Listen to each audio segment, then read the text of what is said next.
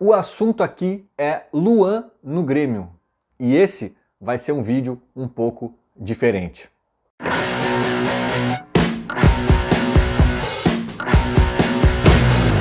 Começando mais este conteúdo sempre com a força e o apoio da Esportes da Sorte. Aposte em quem aposta no Grêmio.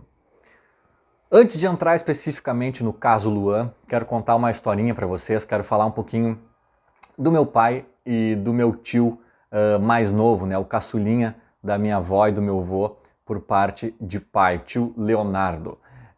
O meu tio morava há uns anos atrás lá em Bom Jesus, na Serra Gaúcha, né, a cidade de toda a minha família por parte de pai ali. Ele seguia morando lá e volta e meia vinha a Porto Alegre para resolver algumas questões particulares, né, ou até profissionais, ou alguma questão de médico, enfim. Ele vinha para a capital e sempre ligava para o meu pai para pedir um apoio, um auxílio em alguma questão, mas ligava de última hora, né? Ele ligava já na estrada ou ligava quando estava entrando na cidade.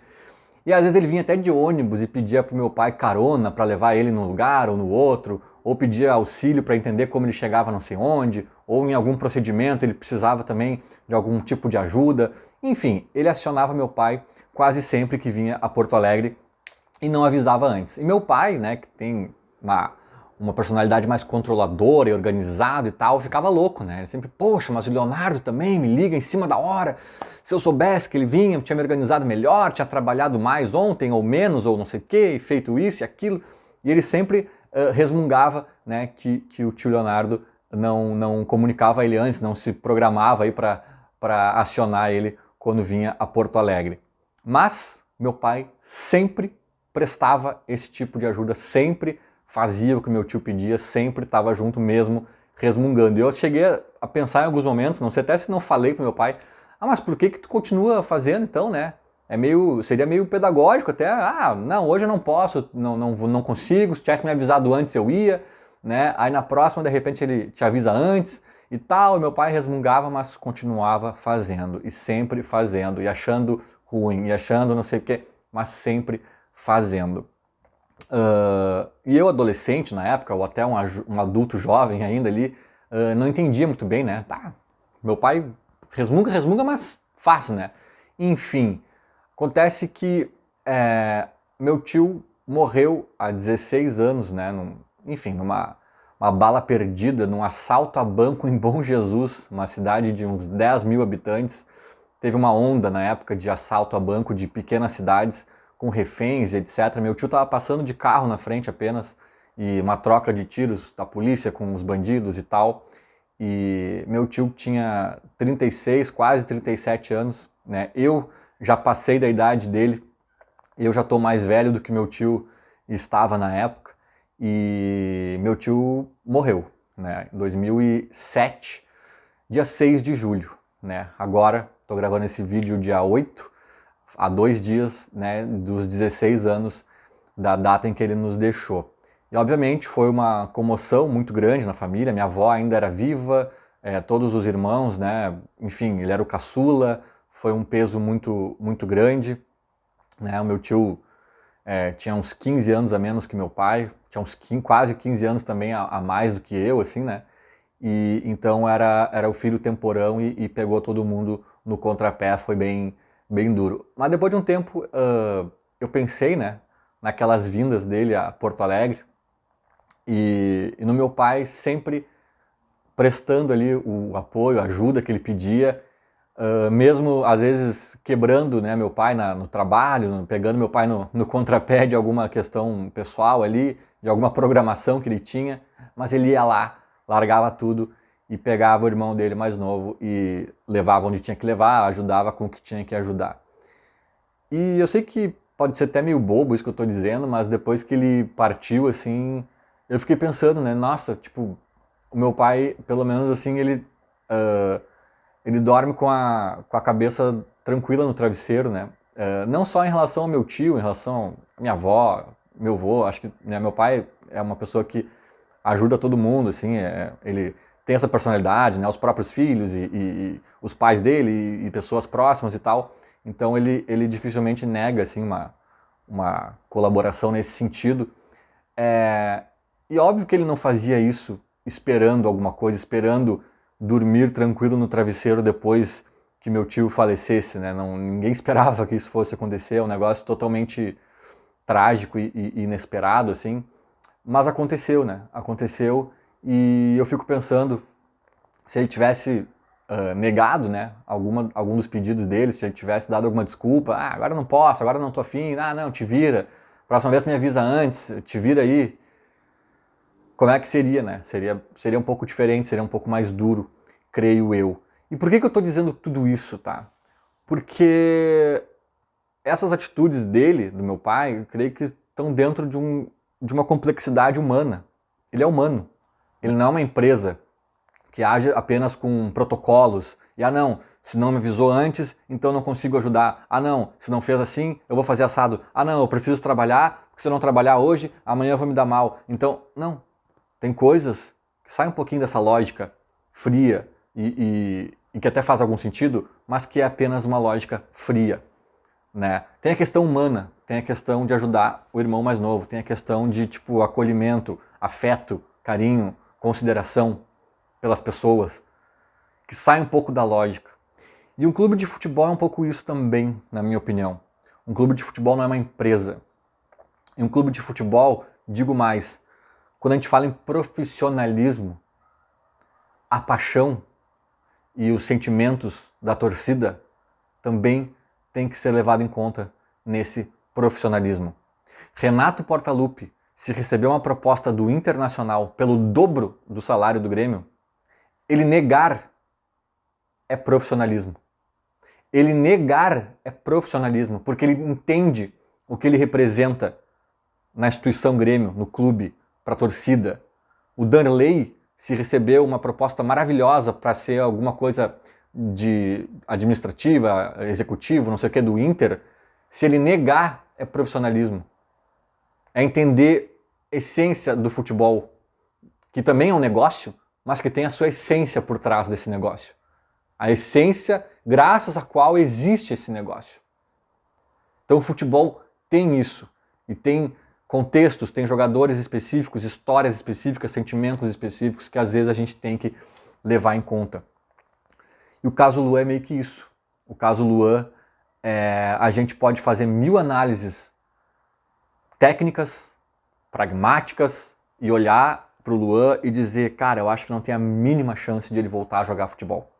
Eu acho que ele se estragou, eu acho que ele não quer nada com nada, eu acho que ele tá mal da cabeça, ele precisa de uma ajuda, eu acho isso, eu acho aquilo, beleza.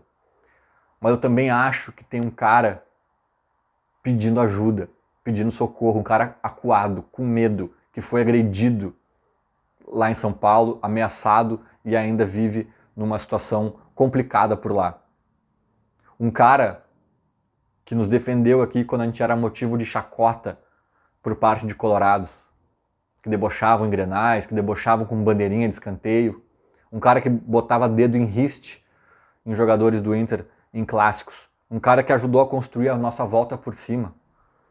Um cara, eu tô falando aqui do meu pai, que no Dia dos Pais de 2015 fez 2 gols e liderou um 5-0 em um Grenal histórico. Um cara que fez a roda virar. Um cara essencial no Penta. Um cara magnífico no Tri América. O rei da América. Que fez por nós, para nós, um dos gols mais antológicos da história de finais de Libertadores da América. E ele tá lá, pedindo ajuda. Profissionalismo, protocolo, pragmatismo, esquece, a gente não precisa do Luan. Nosso meio de campo ali, nossos meias, atacantes e tal, já temos gente suficiente. A gente precisa de centroavante. A gente precisa de outras peças, a gente precisa de velocidade, não é isso que ele nos traz. Mas será que não é também papel do Grêmio? Será que não cabe estender essa mão?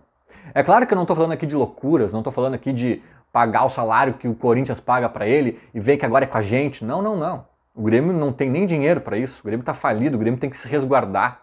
O Grêmio tem que, talvez, conversar com o Corinthians para achar um termo, um meio termo ali, né, que fique bom para todo mundo. Talvez alguma cláusula de produtividade para ativar gatilhos, que se ele participar de tantos jogos, o Corinthians recebe da gente alguma coisa e etc. Tudo bem, isso aí tem que ser negociado de forma profissional. Mas o interesse do Grêmio pelo Luan, eu acho que vai além do profissionalismo. Ou melhor, até vai dentro de uma margem profissional quando a gente considera a variável paixão dentro desse negócio futebol. Porque se o Grêmio virar uma SAF um dia e o novo dono do Grêmio entender que mercadologicamente faz mais sentido a arena ser pintada de vermelho, porque vai atrair mais patrocínios interessantes e não sei o quê, cara, não interessa, nós vamos contra esse teu estudo profissional e mercadológico.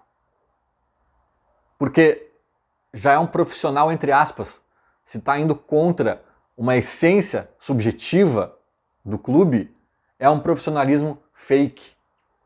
Então, assim, tu negar essa mão estendida para o Luan neste momento, na minha opinião, é quase não profissional. É quase não entender a essência do Grêmio e do futebol.